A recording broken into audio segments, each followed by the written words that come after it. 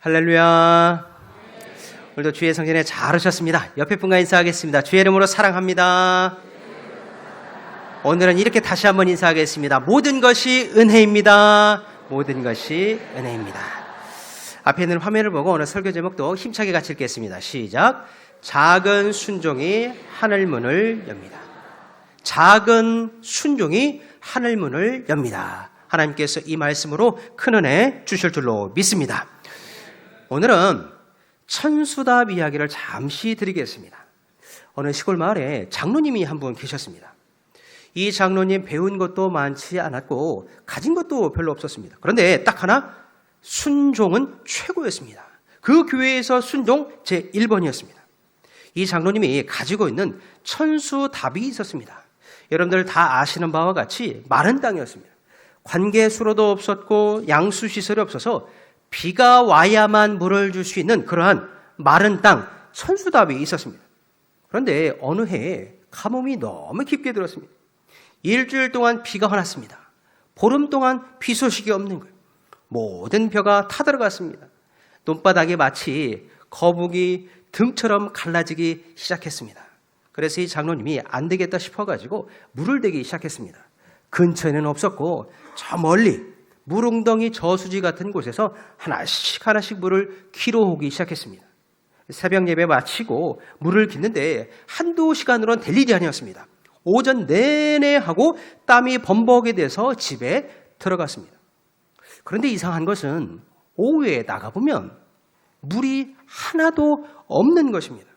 다음 날도 그 다음 날에도 자기 논에 물을 부어놨는데 오후만 되면 다 사라져버렸습니다. 그래서 이상하다 싶어가지고 이 오후 늦은 시간 한번 나가서 살펴보았습니다. 그랬더니 늦은 오후에 밑에 논 주인이 와서 삽을 하나 가지고 오는 거예요.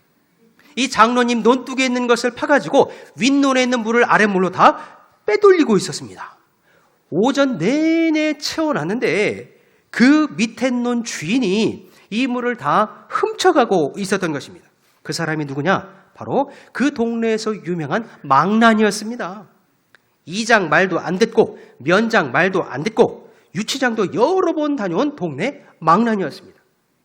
이 장로님께서 너무나 답답한 마음에 교회에 와서 기도하고 목사님께 여쭈었습니다. 목사님, 우리 논에 있는 물을 아랫집에서 다 가지고 가고 있습니다. 목사님 어떻게 할까요? 싸울까요? 신고할까요? 그러자 이 이야기를 듣고 있던 목사님께서 이렇게 말씀하셨습니다. 장로님, 교회 오실 때에 무슨 말씀이든 순종하겠다는 마음으로 오셨지요? 장로님, 물론입니다. 저는 순종하겠습니다. 그때 목사님이 이렇게 말씀했습니다. 장로님, 그러면 올해 벼농사는 포기하십시오.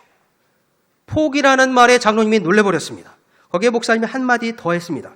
내일부터는 새벽 기도 마치고 물을 길어서 그 망나니 논을 채워주세요. 망나니 논을 채우라. 망나니 논을 물로 채우라. 말도 안 되는 이야기였습니다.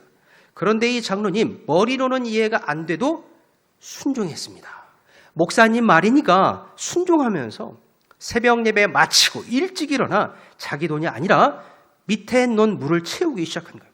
하루 이틀 계속해서 자기 논은 비워놓고 밑에 그 망나니 논을 채우기 시작했습니다.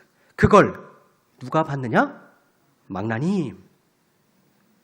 위에 논에는 말라가고 있는데 자기 논에 물이 가득 채웠습니다. 하루 이틀 계속해서 윗집 논은 다 갈라지고 있는데 자기 논에는 물이 가득했습니다. 그 모습을 보고 아랫집 망나니가 울면서 장로님을 찾아왔습니다. 그러더니 무릎 꿇고 잘못했다고 용서를 구하는 거예요. 놀라운 사실은 무엇이냐? 그 다음 날부터 위에 논물이 다 채워지기 시작했습니다. 누가 채웠느냐? 망나니. 그 장로님의 천수답을 비가 와야만 물이 채워지는 그 논을 동네 망나니가 다 채워 주었더라. 시간이 지났습니다. 추수를 하는데 그 장로님 귀에 그 목사님 했던 말이 계속 맴돌았습니다. 망나니 논을 채우라. 망나니 논을 채우라. 그 말에 순종했더니 그해 농사 대풍년이었습니다. 장로님이 농사했던 것 중에 가장 큰 풍년 그 해에 이루었습니다. 천수답, 물을 누가 줬느냐? 망나니. 제가 여기서 중요한 영적인 원리를 하나 가르쳐 드리겠습니다. 여러분들 하나님 앞에 나올 때는 들으러 나오실 수 있기를 주님의 이름으로 축원드립니다. 교회에 올 때는 들으러 오는 거예요. 말씀 앞에서는 들으러 오는 거예요. 저를 따라서 이렇게 한번 고백하겠습니다. 들어야 삽니다. 시작. 여기서 듣는 것이 바로 순종입니다. 순종. 이게 얼마나 중요한지 유대인들은 예나 지금이나 자녀가 태어나면 가장 첫 번째 가르쳐주는 구절이 있습니다. 이 구절은 가르칠 뿐만 아니라 무조건 암송입니다. 유대인 자녀와 손주들이 태어나면 이 구절은 무조건 암송. 우리 신명기에 쓰여져 있는데 6장 4절 말씀 화면을 보고 같이 한번 읽어보도록 하겠습니다. 시작. 이스라엘아 들으라. 우리 하나님 여호와는 오직 유일한 여호와이시니. 유대인들 태어나면 맨 먼저 이 구절을 가르쳐드립니다. 여러분들 이 구절 외우시길 바래요. 목사님 정신없어서 못 외우겠습니다. 그런 분들이 있을 것 같아서 제가 줄여드리겠습니다. 우리 빨간색만 외워보겠습니다. 시작. 이스라엘아 들으라. 들으라는 거예요. 이게 첫 번째 신앙 교육입니다. 듣는 순종이 얼마나 중요한지 성경에서 반복적으로 이야기하고 있습니다. 우리 한 구절만 더 찾아볼 터인데 예레미야 7장 말씀에서도 들으라 쓰여 있습니다. 자, 조금은 긴데 우리 맞추어서 같이 한번 읽겠습니다. 오직 시작. 오직 내가 이것을 그들에게 명령하여 이르기를 너희는 내 목소리를 들으라. 그리하면 나는 너희의 하나님이 되겠고 너희는 내 백성이 되리라. 너희는 내가 명령한 모든 길로 걸어가라. 그리하면 복을 받으리라 하였으나. 여기에 빨간색으로 쓰였습니다. 너희는 내 목소리를 들으라. 들을 때 하나님께서 하나님이 되시고 들을 때 나는 하나님의 백성이 되더라는 거예요. 여러분들 꼭 기억하시길 바랍니다. 들어야 길이 열립니다. 하나님 말씀 들을 때에 문이 열리는 거예요. 제가 신대원 들어갈 때 이야기입니다. 신대원은 무엇이냐? 신학교입니다. 신학교. 제가 신학교 들어갈 때에 입시율이 좀 높아가지고 이 들어가기가 좀 어려운 때였습니다. 제가 신대원 입시 준비를 하면서 저는 그냥 열심히만 하면 되는 줄 알았어요. 그래서 제가 평상시에 가지고 있었던 성경책 그거 열심히 보면서 제가 공부하던 스타일대로 공부를 했습니다. 그런데 안 되는 거예요. 제가 그렇게 애타게 공부하는 모습을 저를 아끼는 옆에 계신 선배 목사님이 보시더니 이렇게 말씀하셨습니다. 그렇게 하면 안 돼. 내가 가르쳐주는 어디 찾아가가지고 거기서 많은 책을 봐야 돼. 그 책 봐야 붙어. 지금 선배 목사님이 저에게 이야기하는 거예요. 그 책 봐야 붙어. 제가 그 선배 말을 들었을까요? 안 들었을까요? 들었습니다. 듣고 그 학교 들어갔습니다. 그 선배가 말하는 곳을 찾아가 봤더니 거기에 책을 진짜 팔았습니다. 그 책이 어떤 책이냐? 신학생들 사이에서는 성경책 다음으로 중요한 노란 책이었습니다. 노란 책이 뭐냐? 신비하고 영험한 책이냐? 그게 아닙니다. 그냥 책 표지가 노란색이어서 노란 책입니다. 이 노란 책을 봐야만 거기 학교에 들어갈 수 있었던 거예요. 저는 그것을 전혀 모르고 있었습니다. 그런데 들어가는 방법을 선배 목사님이 가르쳐 준 거예요. 그 말을 듣고 제가 신학교에 들어갔어요. 제가 입학을 하고 나서 다시 한번 깨달았습니다. 아하, 들어야 사는구나. 들어야 문이 열리는 거구나. 들어야 정말 길이 열리는 거구나. 성경에 보니까 이렇게 부르실 때에 아멘으로 응답하면서 나간 성도들이 너무나 많이 있었습니다. 몇 명만 한번 떠올려보겠습니다. 부를 때 순종했던 사람들, 불타는 떨기나무 앞에서 모세야 모세야 부르셨습니다. 아무도 없는 밤 성전 바닥에서 사무엘아 사무엘아 부르셨고 시험에 빠진 베드로에게 시몬아 시몬아 부르셨습니다. 살기 등등한 다메섹 청년에게 사울아 사울아 부르셨습니다. 이 음성 듣고 아멘 했을 때에 문이 열렸습니다. 주님께서 부르실 때에 아멘으로 순종했더니 길이 열리더라는 거예요. 저와 여러분들 마찬가지입니다. 주님 말씀하실 때에 아멘으로 순종하실 수 있기를 주님의 이름으로 축원드립니다. 듣고 순종하는 거예요. 그런데 거창한 순종 아니어도 괜찮습니다. 거대한 순종 아니어도 괜찮습니다. 아주 조그만한 순종 하나만 있어도 문이 열리더라. 그것을 어떻게 알 수 있느냐? 오늘 본문에 그대로 쓰였습니다. 거창하고 위대하고 대단한 순종 아니었습니다. 작은 순종하여 인생이 통째로 바뀐 사람 이야기입니다. 그 사람이 누구냐? 야곱입니다. 야곱. 야곱은 어떤 사람이었느냐? 야곱은 원래 성경에서 가장 말 안 듣는 사람, 성경에서 가장 거짓말을 많이 했던 사람이 야곱이었습니다. 욕심도 제일 많았습니다. 그리하여 형의 장자권, 형의 축복권 다 빼앗아갔습니다. 그 결과 형 에서와 원수지간이 된 거예요. 에서가 이를 갈았습니다. 내 아우 야곱을 죽이리라. 이 말을 리브가가 듣고 아버지 이삭이 당부하여서 집을 떠나게 되었습니다. 그런데 야곱 입장에서는 집을 떠나는 게 쉬운 게 아니었습니다. 왜냐하면 계산이 빠르고 욕심이 많던 야곱은 집에 있기를 원했습니다. 익숙했던 곳, 편안한 곳, 안전한 곳, 집을 떠나고 싶지가 않았던 거예요. 원래 에서는 밖에 나가는 것을 좋아하는 들사람이었고 야곱은 장막에 거주하는 것을 좋아했던 집사람이었습니다. 집을 떠나는 것 원치 않는 일이었습니다. 그런데 모든 예상을 뒤엎고 야곱이 집을 떠납니다. 자, 본문 7절에 쓰여져 있는데 우리 창세기 28장 7절 말씀을 짧은 구절입니다. 같이 한번 읽겠습니다. 시작. 또 야곱이 부모의 명을 따라 밧단 아람으로 갔으며. 이게 오늘 본문 말씀을 이해하는 마스터키입니다. 마스터키. 야곱이 아주 위대한 결단을 한 게 아니에요. 대단한 결심을 한 것이 아닙니다. 부모의 명을 따라서 떠났다. 아주 작은 순종이었습니다. 이거 따지고 보면 야곱이 살기 위해서 떠난 거예요. 거창한 것 아니었습니다. 그냥 부모 말씀 듣고 자기 목숨 부지하기 위해서 떠난 거예요. 그런데 이 작은 순종을 하나님께서 받으시고 그 인생을 통째로 다 바꿔주신 거예요. 자, 그러면 야곱이 작은 순종을 통해서 하나님께서 구체적으로 무엇을 바꾸어 주셨는지 이 말씀을 통해서 하나씩 한번 살펴보도록 하겠습니다. 자, 첫째로 이 작은 순종으로 꿈을 바꾸어 주셨습니다. 야곱이 원래 꿈이 있는 사람이었는데 그 꿈을 다 바꾸어 주셨다는 거예요. 자, 12절 말씀에 쓰여졌는데 우리 12절 말씀을 화면을 보고 같이 한번 읽겠습니다. 꿈에 본즉 시작.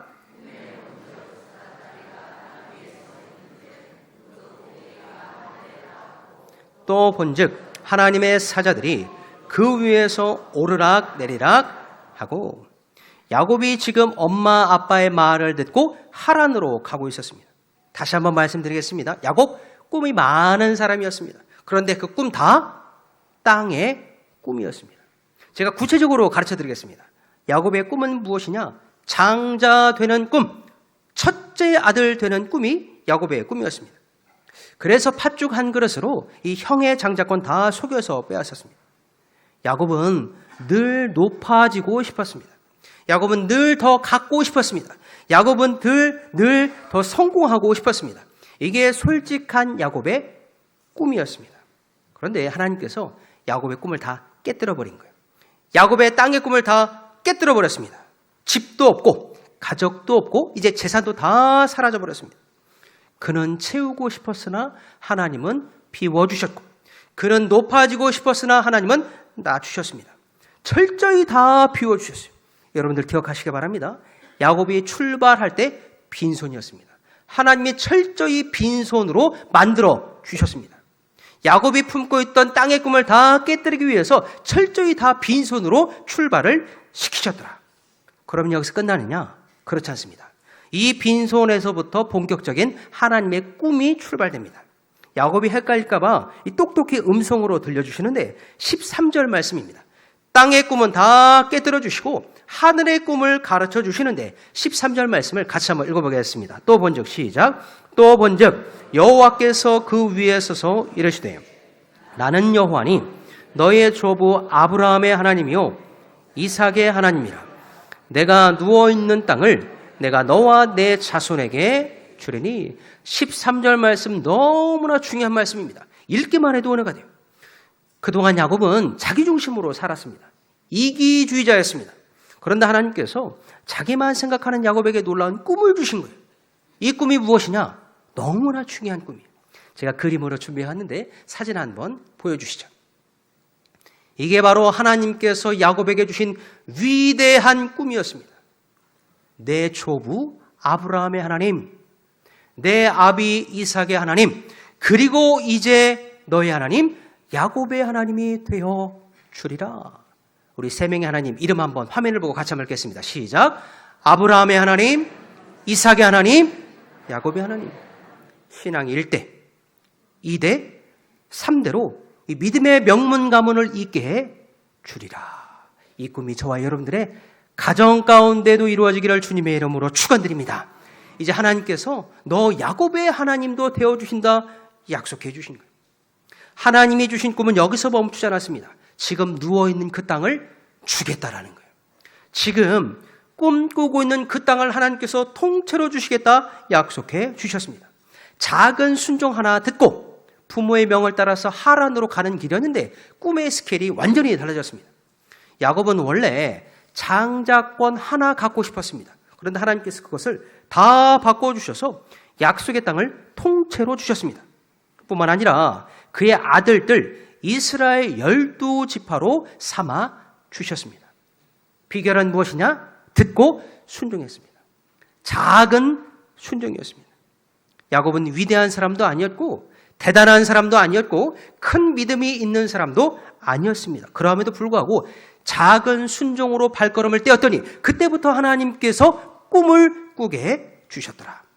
여러분들 오늘 예배 드릴 때에 작은 순종을 심으실 수 있기를 주님의 이름으로 축원드립니다. 그때에 여러분들의 꿈을, 땅의 꿈을 하늘의 비전으로 바꿔주실 줄로 믿습니다. 둘째로 이 작은 순종으로 인해서 길이 바뀌었습니다. 어떤 길이 바뀌었느냐? 이 내용도 너무나 은혜가 있습니다. 우리 15절 말씀, 하나님께서 어떠한 길로 인도해 주시는지 우리 뜻을 생각하면서 함께 읽겠습니다. 시작. 내가 너와 함께 있어 내가 어디로 가든지 너를 지키며 너를 이끌어 이 땅으로 돌아오게 할지라. 내가 내게 허락한 것을 다 이루기까지 너를 떠나지 아니하리라 하신지라. 아멘. 15절 말씀, 길에 대한 약속이었습니다. 제가 이 길에 대해서 아주 간단히 정리해 드리겠습니다. 야곱이 지금 외삼촌 라반의 집으로 가는 중이었습니다. 이 길은 도망치는 길이었습니다. 숨는 길이었습니다. 목숨을 살기 위해서 피신하는 길이었습니다. 야곱의 길은 아주 간단한 길이었습니다. 여러분들 옆에 있으면 써놓으시거나 잘 들으시길 바랍니다. 야곱의 길, 가는 길이었습니다. 가는 것만 생각했습니다. 도망치는 가는 길, 딱 그거 하나, 원웨이만 생각하면서 갔던 거예요. 그런데 가는 길만 생각하는 야곱에게 하나님께서 그 길 아니라, 가는 길 아니라 돌아오는 길도 가르쳐 주셨습니다. 과거에 묶여있지 말고 지금 도망치는 그 길에 묶여있지 말고 돌아와서 하나님의 거대한 이스라엘 민족을 이룰 수 있는 돌아오는 길에 대해서 약속해 주셨더라. 야곱은 오늘만 생각하고 있었는데 하나님께서는 그의 내일과 12아들까지도 다 계획하고 계셨습니다. 가는 길 아니라 돌아오는 길. 저를 따라서 이렇게 한번 고백하겠습니다. 하나님이 내일을 책임지십니다. 시작. 하나님이 내일을 책임지십니다. 내가 하나님의 일을 하면 하나님은 나의 일을 책임져 주시죠. 그리고 나의 오늘과 내일도 다 책임져 주시고 끝까지 책임져 주십니다. 여러분들 잘 들으시길 바랍니다. 한두 번 도전해보고 실패한 일이 있었을 때에 그치지 마시고 기도하면서 다시 일어서실 수 있기를 주님의 이름으로 축원드립니다. 야곱이 삼촌 라반의 집에 가서 수도 없이 넘어졌습니다. 수도 없이 실패했고 수도 없이 쓰러졌습니다. 그때에 누가 그를 다시 일으켜 주셨느냐? 하나님이 일으켜 주셨어요. 그렇게 일으켜 주신 후에 12지파의 아비가 되었습니다. 잠언 말씀에 이런 말씀이 쓰였습니다. 잠언 24장 16절 말씀 제가 한번 읽겠습니다. 대저 의는 7번 넘어질지라도 다시 일어나려니와 악인은 재앙으로 말미암아 엎드려 치느니라. 7번 넘어지면 8번째 다시 일으켜 주신다. 이 말씀이 여러분들 가운데 이루어지기를 주님의 이름으로 축원드립니다. 야곱이 꼭 그러했습니다. 얼마나 많이 속고 얼마나 많이 배신당하고 얼마나 많이 실패했는지 모릅니다. 그러나 그것보다 꼭 한 번 더 하나님께서 일으켜 주셨습니다. 사람들은 야곱을 보고 도망자, 실패자라고 이야기했지만 아니었습니다. 그는 가는 길로 그치는 사람이 아니라 돌아와서 축복의 사람이 될 사람이었어요. 고향으로 돌아오고 아버지가 계신 곳으로 돌아와서 축복의 통로가 될 사람이었습니다. 야곱아, 내가 너를 들어 쓰리라. 야곱아, 내가 다시 돌아오리라. 정말 그대로 돌아와서 12지파의 아비가 되었더라. 이러한 축복 받으실 수 있기를 주님의 이름으로 축원드립니다. 가는 길이 아니라 돌아오는 길입니다. 자, 셋째로 이 작은 순종으로 인해서 인생이 통째로 바뀌었습니다. 우리 세 번째 대지는 같이 한번 읽어보겠습니다. 시작. 인생이 바뀌었습니다. 자, 17절 말씀이 쓰여졌는데 우리 17절 말씀 같이 읽겠습니다. 이에 시작. 이에 두려워하여 이르되 두렵도다 이곳이요 이것은 다름 아닌 하나님의 집이요 이는 하늘의 문이로다 하고 첫 번째 꿈을 바꿔주셨고 두 번째 길을 다 바꿔주셨고 마지막으로 그의 인생을 통째로 다 바꿔주셨습니다. 솔직히 한번 생각해 보겠습니다. 야곱, 지금 신세가 떠돌이 나그네 신세였습니다. 도와줄 가족도 없고 친구도 없고 재산도 하나도 없었습니다. 그런데 그 아무것도 없는 광야에서 하나님 만났습니다. 여러분들 지금 광야라고 생각한다면 하나님 만나실 수 있기를 주님의 이름으로 축원드립니다. 광야에서 하나님 만나는 거예요. 야곱은 집에 있을 때 하나님 만날 줄 알았습니다. 그런데 그게 아니었어요. 나와서 아무것도 없는 광야에 도착하고 나서야 하나님을 만나게 되었고 여기서 비로소 하늘의 문이 열렸습니다. 광야, 숨 막히고 답답하고 죽는 곳인 줄 알았는데 이곳이 바로 하나님의 집이요 하늘 문이 열리는 은혜의 장소였습니다. 더 놀라운 사실이 18절 말씀에 쓰여있습니다. 야곱의 인생이 어떻게 바뀌었는지 우리 18절 말씀을 마지막으로 같이 읽겠습니다. 시작. 야곱이 아침에 일찍 일어나 베개로 삼았던 돌을 가져다가 기둥으로 세우고 그 위에 기름을 붓고 여러분들 18절 옆에다가 써놓으시길 바랍니다. 예배자.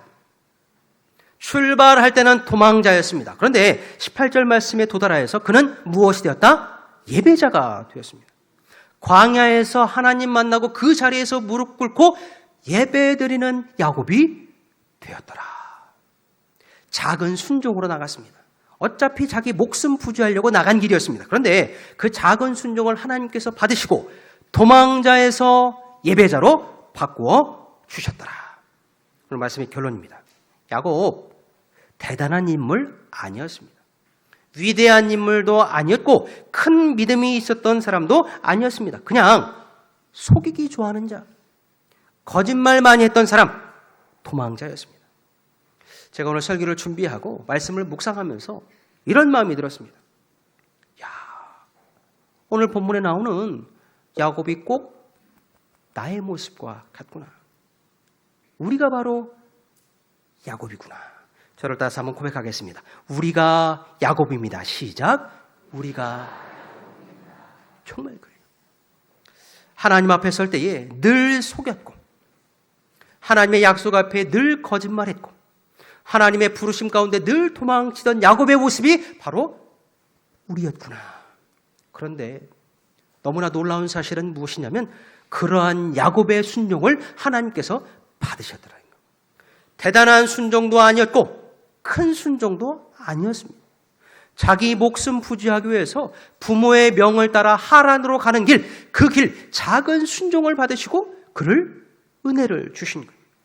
여러분들도 오늘 예배 가운데, 오늘 말씀 가운데 한 구절도 좋습니다. 한 문장도 좋습니다. 한 단어도 좋습니다. 그것 붙들고 순종의 사람 되시기를 주님의 이름으로 축원드립니다.